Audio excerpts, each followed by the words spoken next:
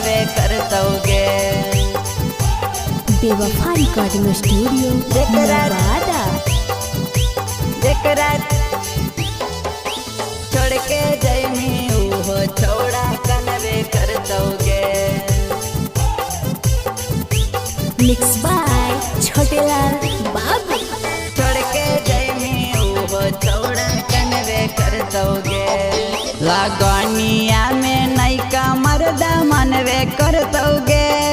लगनिया में नैका मर्दा मनवे करतोगे।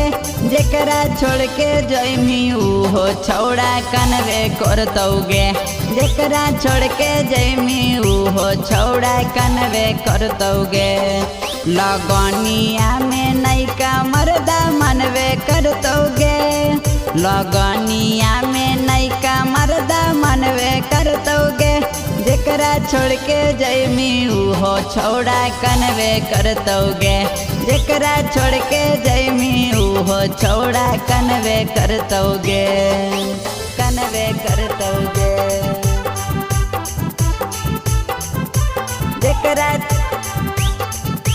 जेकरा छोड़ के जैमी उहो छोड़ा कनवे करतोगे।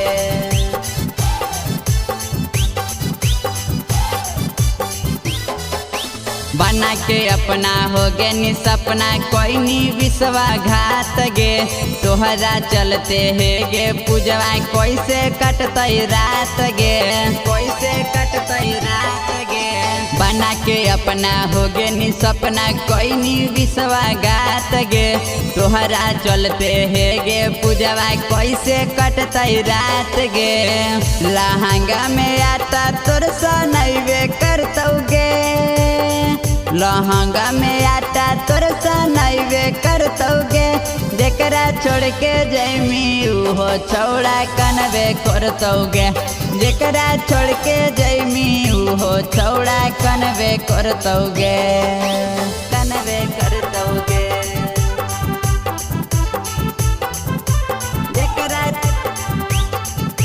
जेकरा छोड़ के जैमी उहो छोड़ा कनवे करतोगे।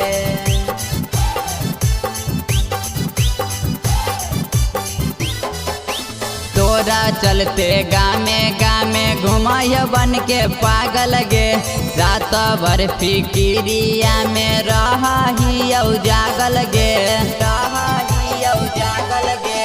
तोरा चलते गामे गामे घुमाय बन के पागल गे। रात भर फिकिरिया में रहियो जागल गे। पहिला बीतल का बतिया याद अइतोगे। पहिला बीतल का बतिया याद अइतोगे। जेकरा छोड़ के जैमी उहो छोड़ा कनवे करतोगे। जेकरा छोड़ के जैमी उहो छोड़ा कनवे करतोगे। प्रेजेंटेड बाय बेवफा रिकॉर्डिंग स्टूडियो नवादा।